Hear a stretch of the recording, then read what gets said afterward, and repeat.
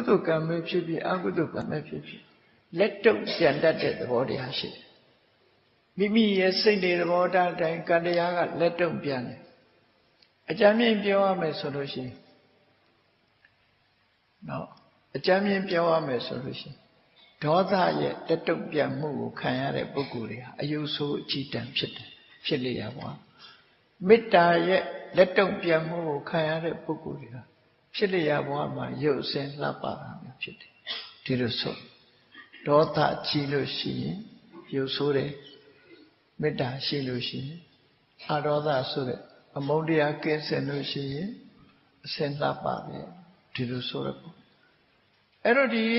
ကံတရားတွေဆိုတာအကောင်းကပဲဖြစ်ဖြစ်အဆိုးကပဲဖြစ်ဖြစ်ကိုယ်ရင်နဲ့ဖြစ်လာတဲ့ကံတရားတွေဟာ reaction လို့ခေါ်တဲ့တုံ့ပြန်မှုတွေရှိတယ်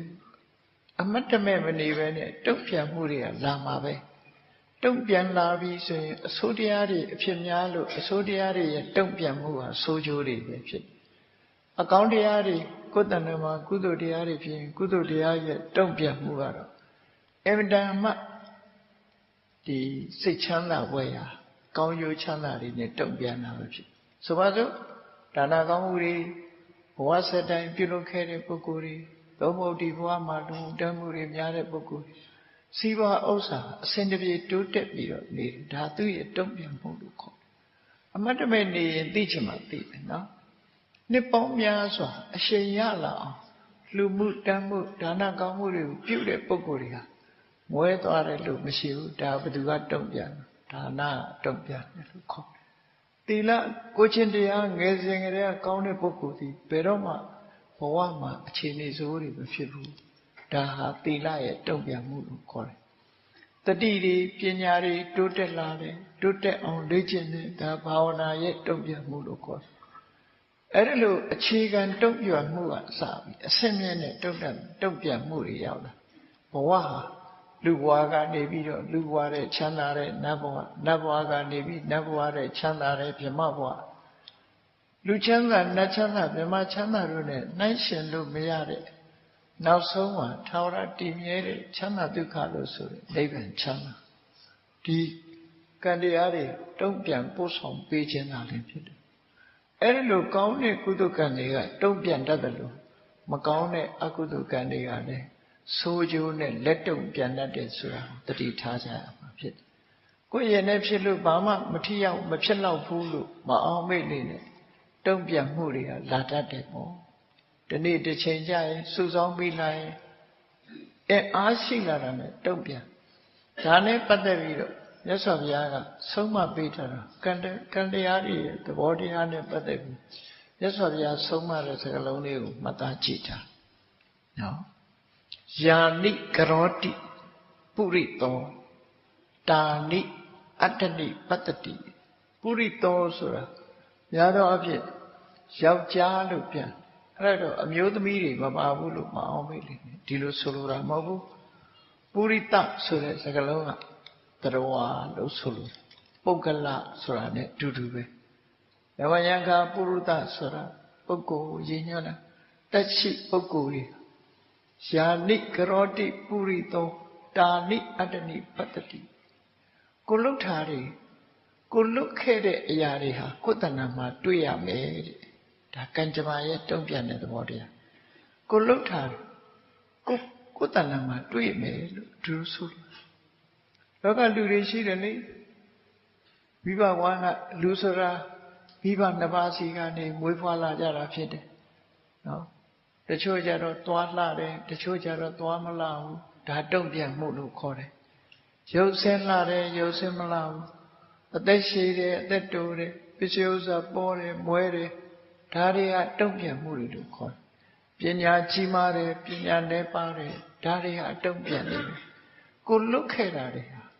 ကိုယ်ပေါ်မှာလာပြီးတော့ထင်ဟပ်နေတယ်လို့ဆိုလို့မှန်ရှိကိုတွားရက်လိုက်လို့ရှိရင်ကိုရှိတဲ့ပုံဟာမှန်တယ်မှာအရေးထင်တယ်လို့ပဲကိုလွတ်ခဲ့တဲ့ကံတရားတွေကိုယ့်ရဲ့စိတ်တွေသဘောထားတွေရဲ့တုံ့ပြန်မှုဟာကိုယ်တဏ္ဍာမှာဖြစ်ပေါ်လာတယ်ဒါကံကြမ္မာရဲ့တုံ့ပြန်တဲ့သဘာဝတစ်ခုနော်။တမန်အပြင်တော့လူတွေကအမှတ်မထင်ဆိုရင်တော့မတိကြ သို့တော့တုံ့ပြန်မှုတွေဟာအမြဲရှိနေတယ်ဆိုတာသတိထားရမှာဖြစ်မြတ်စွာဘုရားကဒါကိုရှင်းရှင်းလေးဟောတာပုရိသောသရဝတယောက်ဟာယာနိကရောတိသူလုတ်တဲ့ကံတွေယာနိကရောနိတာနိသူလုတ်တဲ့ကံတွေဟာသူလုတ်တဲ့ကံတွေကိုအတ္တနိပတ္တတိကိုယ်ပိုင်ပြန်တွေ့ရမယ်လို့ဒီလိုဆိုကိုလုတ်တာကိုတွေ့လိမ့်မယ်နော်ကိုလုတ်တဲ့အတိုင်းကိုပြန်တွေ့လိမ့်ဆိုပါစို့အကုသိုလ်နဲ့တုံ့ပြန်နေဆိုသူများအသက်တတ်လို့ရှိရင်ကိုယ်တတ်မဲ့လို့ပေါ်လာတယ်သူများပစ္စည်းမတရားယူရင်ကိုယ်ပစ္စည်းပစ္စည်းကိုမတရားသိမ်းခံရတာပြန်ဖြစ်သူတော်ဘာသာမယာစော်ကားလို့ရှိရင်အ ਨੇ ဆုံးလူမုန်းများခြင်းဆိုတဲ့တုံ့ပြန်မှုကိုမိသားစုမှာအလားတူပြဿနာမျိုးဖြစ်လာလိန်ညာပြောဆိုရင်ကိုယ်ကိုမဟုတ်မတရားဆွဆွဲခံရမှုတွေကအစအပင်ငရဲဆိုတဲ့ဆင်းရဲဒုက္ခတွေနဲ့တုံ့ပြန်ဝိရစေဝါဆိုတာလည်းပဲကိုယ့်ရဲ့ဖြစ်လျက်ဘဝမှာအယူအနှံဖြစ်ခြင်းအပင်ငရဲကြခြင်းဆိုတာတွေနဲ့တုံ့ပြန်တာပဲဖြစ်တယ်ပေါ့ဝိရစေဝါကရှောင်ကျင်လိုက်ပြီဆိုရင်အယူအနှံဘဝမရောက်ဘူးအပယ်လေးဘုံမရောက်ဘူးလူဘုံနတ်ဘုံအသိဉာဏ်ရှိတဲ့ဘုံဘဝမှာအသိဉာဏ်ရှိလူလောကမှာပညာရှိပုဂ္ဂိုလ်မျိုးဖြစ်လာတယ်ဒါတွေဟာကံကြမ္မာရဲ့တုံ့ပြန်မှုတွေလို့သူတို့ဆိုလူကသာလက်တုံ့ပြန်တာမဟုတ်ဘူး retaliate ဆိုကံတရားကလည်းလက်တုံ့ပြန်တယ်ဆိုတာတတိထားကြရမှာဖြစ်ဒါကြောင့်မို့မြတ်စွာဘုရားကဟောတယ်ထင်ရှားတဲ့ဥပမာလေးနဲ့ယာဓိတံဝပတိဘိသံတာဓိတံဟရတိဖလံကိုစိုက်တဲ့မျိုးစိတ်အားလျော်စွာအဲ့ဒီမျိုးစိတ်နဲ့အလားတူတဲ့အသီးကိုရတယ်လို့သူဆိုယာဓိတံဝပတိဘိသံတာဓိတံဟရတိဖလံကလျာဏကာရီကလျာဏံဘာပကာရိသဘာပကံကောင်းတာလုပ်တဲ့လူဟာကောင်းတာနဲ့တွေ့ရမယ်ကောင်းကျိုးရမယ်မကောင်းတာလုပ်တဲ့ပုဂ္ဂိုလ်ဟာမကောင်းကျိုးရလိမ့်မယ်အချိန်တစ်ခုသာကြွားချမှုရှိရမှာတော့တေချာပေါက်ပဲဒီလိုဆိုရုပ်တရက်ကြီးတော့ပြောင်းလဲဖြစ်သွားတာမဟုတ်ဘူးဆိုပါစို့